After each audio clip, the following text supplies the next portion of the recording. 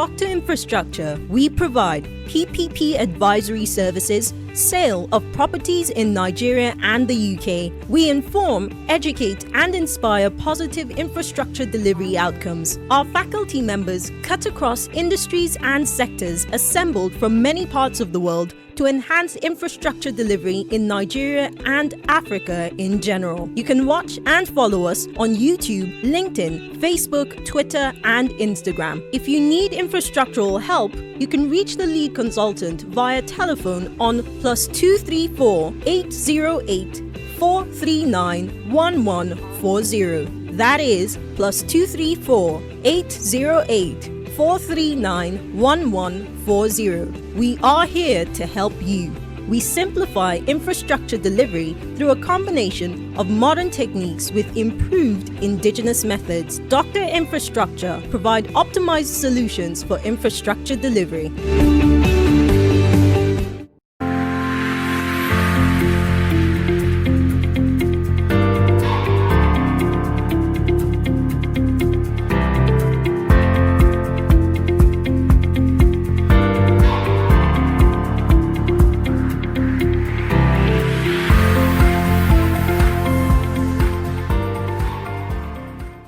Welcome to Dr. Infrastructure on We FM 106.3.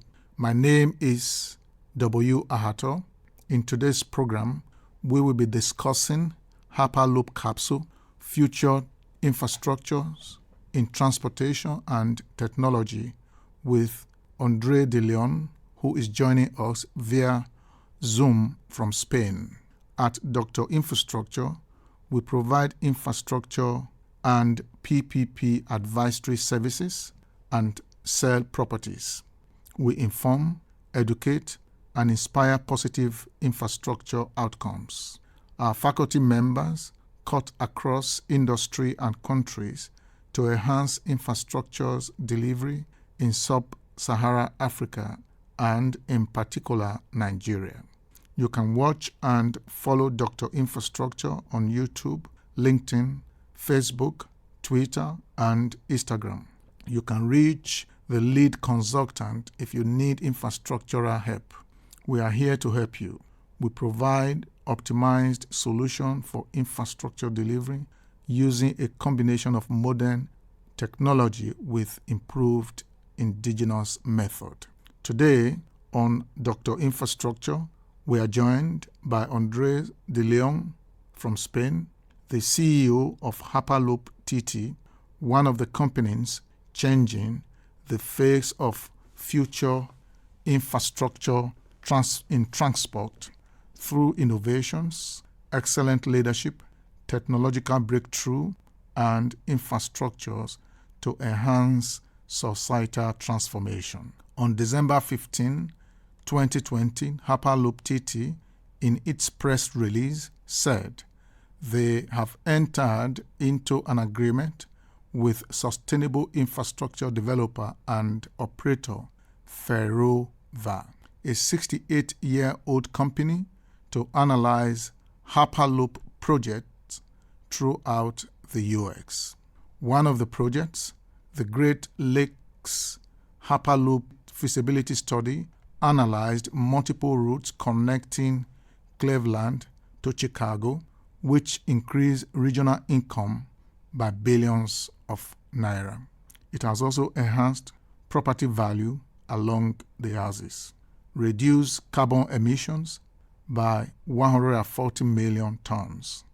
HyperloopTT has huge infrastructure plans in France, with projects and offices in Spain, Dubai, India, Slovak, Los Angeles, San Francisco, Vienna, Austria, Hamburg, Germany, and many other cities around the world.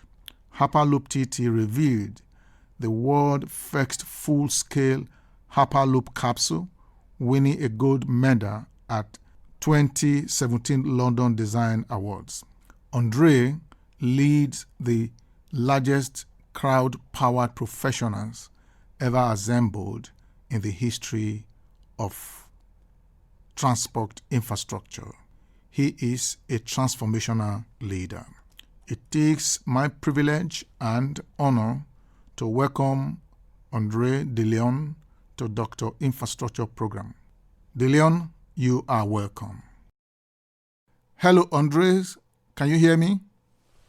Hello, how are you? Yes. Nice being here. Yes. Thank you very much for having me here. Thank you so much.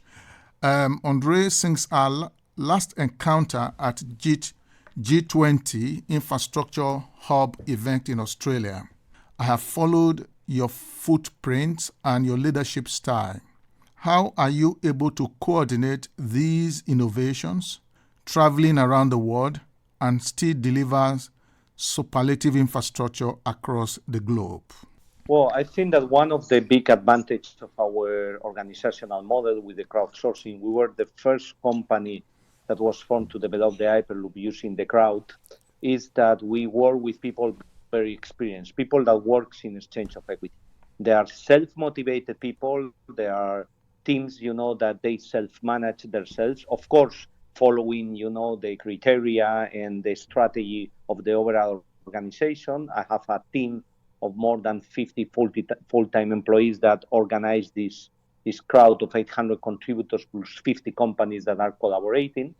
And, because we work with people that normally is very experienced, it's really easy to manage a company like this. In fact, in my 30 years experience, I have never been in a position so easier to manage, because it's not like you need to push, you see how your people is pushing you, to continue advancing and moving and going forward with this project.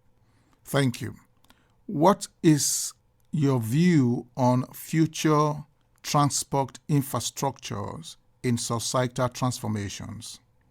Well, I think that at least our view in HyperloopTT is that the future of the infrastructure transportation should be, we need to create a system that is, first of all, is financially viable and doesn't rely on public subsidies. So we could spread the system all around the world, the mode of transportation all around the world, because, the private initiative, could be interested in developing this even in countries that they don't have the possibility to give public subsidies. So it has to be financially viable by itself, as we demonstrated in the Great Lakes feasibility study that we did for the connection between Chicago, Cleveland, and Pittsburgh. Second, and very, very important, we need to improve drastically the passenger experience. We need to create an experience for the passenger that is seamless, that is frictionless. We need to recap, and recuperate the pleasure of the journey, the pleasure of traveling. Okay, that is something that we lost along the way. We travel because we have to travel, but nobody likes to travel. And third, and very, very important, the infrastructure has to be sustainable. Okay, at the end of the day, we cannot create one problem. Solve one problem and create a lot of more. We need to create a system that is fully sustainable, and that's how we are developing the Hyperloop. That will be the most sustainable system. It's energy efficient. We generate more energy that we consume. All the energy generation is based on alternative energy. The CO2 emissions is very, very low in relation with any other mode of transportation operation. And, that are the three pillars. Thank you so much. Financial viability, sustainability, and improving the passenger journey. Okay, great. Now, many people around the world, even in the more developed economy, are not quite clear what are the value proposition using capsule as a means of transportation. Could you give us some enlightenment? What is this future transportation all about? Well, I think that at the end of the day, what we are talking is about, imagine that you take a plane, you put it on the ground, you recreate a low pressure environment, the same environment that an airplane goes in high altitude. And that's what we are doing, And then, so you've got all the advantage of being in the ground, but also with all the advantage for energy efficiency, of having in a low pressure environment. Okay, we put the capsule inside the tube. That also gives you a lot of benefits because you are immune to weather. You are safer because you are immune to weather. You have no external interactions. You are in a controlled environment that you control 100%. So you don't have that kind of safety problems that you have in other modes of transportation.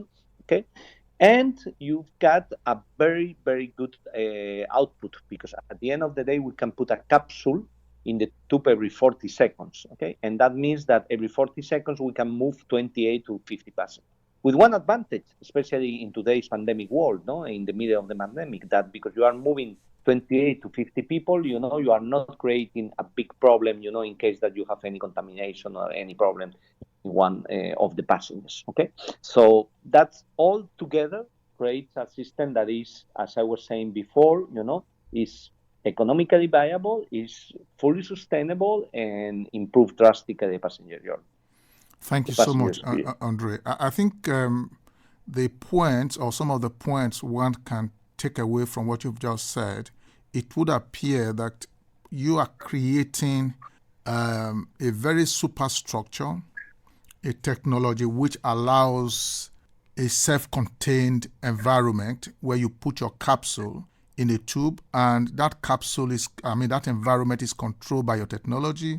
So what it means, for example, if I'm traveling from New York to Chicago, I can be in your tube. I will not have interference with anybody. So essentially, as opposed to aeroplane where there is a possibility of collision with other aeroplane, all of that is avoided here. And at the same time, you are saying you give the comfort that I will have enjoy in air, on ground, and you also give the speed. I think it's very, very interesting to see how this works out. And my next question would be to ask you specifically, how is HyperloopTT helping to reshape infrastructure in transport on a global scale? I understand that some of your rivals, it's Richard Branson and a few others who are pioneering this industry. What gave you the edge in the industry? What gave you the edge? Because your presentation in G20 in Australia a few months ago was very superlative. You know, could you tell us what gives you the edge? Why are you playing such a phenomenal role on this transport technology?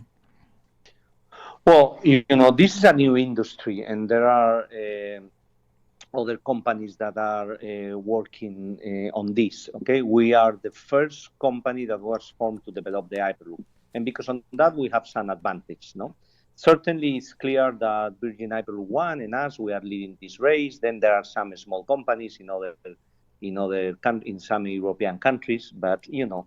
But I think that the biggest advantage of HyperloopTT is our way of working, no? Our crowdsourcing. We started with 200 people, and today we have more than 800 people in 50 companies. We have been defined by Harvard Business School as the new way of building companies of the future. We leverage the expertise of our partners and of our people, and we build on top of that. We don't reinvent the wheel, you know, and that has allowed us to be ready, you know, for all the technology ready to be built. We are the first company that has developed a full-scale Hyperloop passenger system, you know, with a full-scale Hyperloop passenger capsule in our R&D center of Toulouse. In addition, also I think that it's very important to understand our business model. No, we don't want to be the ones building the Hyperloop, operating the Hyperloop. We are creating the technology. We are a network orchestrator together with our partners. And we will be licensing that technology to the big infrastructure companies and to the big transportation companies. That gives us also a competitive advantage, because we will leverage the expertise of these big companies like Ferrovial, that we have closed an agreement for the North American market, or companies like British Airways, or companies like Iberia, you know, or like Renfe, could be companies that would be transportation operators, and we will leverage on their expertise for the implementation, exactly the same that we have leveraged on the expertise of the technological partners, you know, for creating the technology. Okay. It is on record that during the 2017 London Designs Award, one of your designs won a gold medal award. What was significant about that design that you came out top among all the designs that were presented? Well, yeah, I think that definitely, you know, this design has a lot to do with all the experience and all the expertise that we have developed in aerodynamics inside a vacuum environment. That's one part.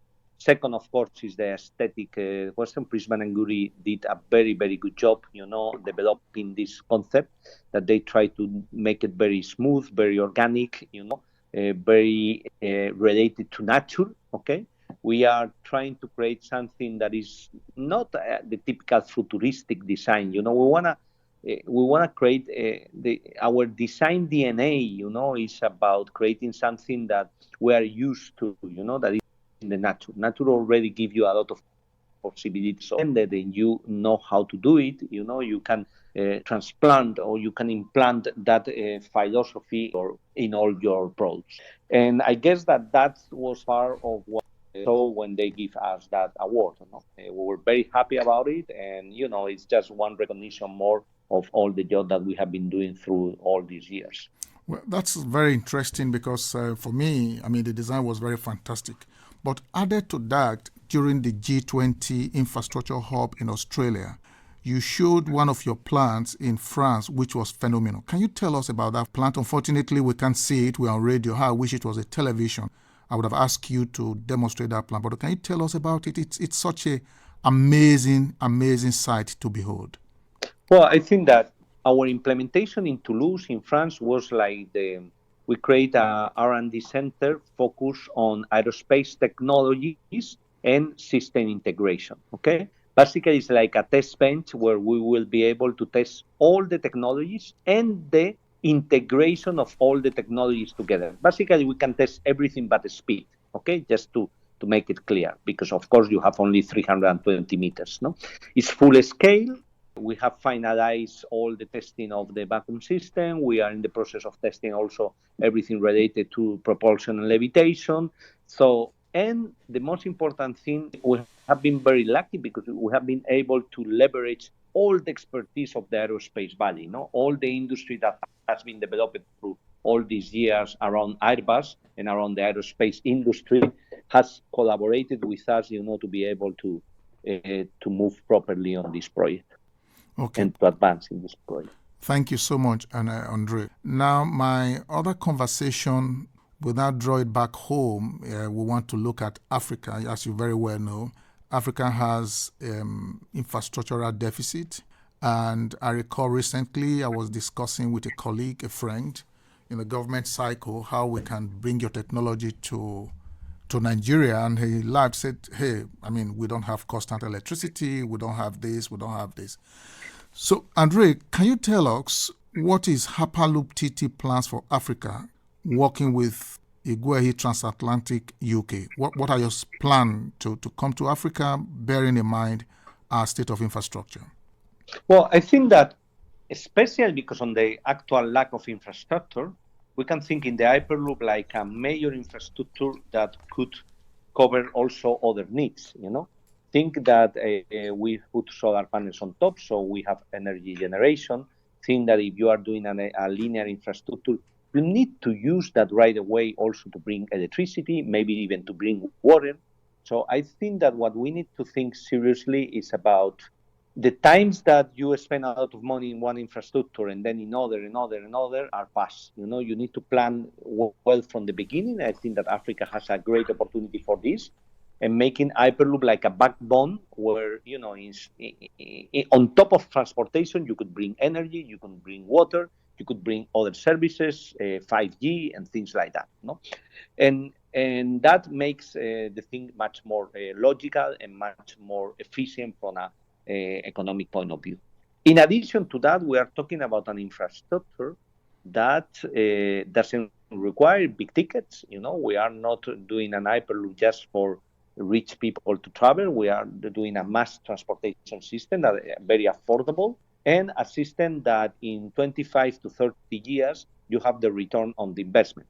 So what does it mean is that you don't need the public subsidies. Of course, the governments can invest in the Hyperloop, the same that the private initiative, but whoever invests in the Hyperloop will have a logical return on the investment, and that makes possible that all the private companies, the big private infrastructure funds and the infrastructure companies of the world can invest directly on this, just with the help in regulation of the government, but not with And of course, that brings a huge opportunity for places like Africa, to develop an infrastructure that on the other way, they could not afford. Okay. And that's how we see it. We are very interested about Africa. We are looking seriously any opportunity that comes from there. Of course, at the end, the first thing to do is a feasibility study that is not a big cost and something like that we can do quite well, and we have a lot of experience. And from that, if there is an opportunity, we can always try to find, private investors that are willing to invest on this. Thank you so much. Thank you so much. In fact, as you mentioned this particular point, is gratified to look into the future with more hope, because if I get you right, what you said is that with one single investment, you can have multiplier benefits, such as providing electricity along the pathway, and you don't necessarily need to take power from the main grid because all your infrastructure are solar panels, so to speak. So it means you can generate your electricity, you generate your water. So it's mind-blowing to see the possibility that it's possible with Hyperloop, not to talk about creation of jobs, not to talk about carbon emission reduction, and so on and so forth. So we are excited to see how this is going to pan out in the coming years. We will be engaging more with you in the new year to see how we can very quickly bring you into the system and see how we can begin to change the infrastructure dynamics in this part of the world. Okay. Dr. Infrastructure, we provide PPP advisory services, sale of properties in Nigeria and the UK. We inform, educate, and inspire positive infrastructure delivery outcomes. Our faculty members cut across industries and sectors assembled from many parts of the world to enhance infrastructure delivery in Nigeria and Africa in general. You can watch and follow us on YouTube, LinkedIn, Facebook, Twitter, and Instagram. If you need infrastructural help, you can reach the lead consultant via telephone on +234 808 439 1140. That is +234 808 439 1140. We are here to help you. We simplify infrastructure delivery through a combination of modern techniques with improved indigenous methods. Dr. Infrastructure provide optimized solutions for infrastructure delivery.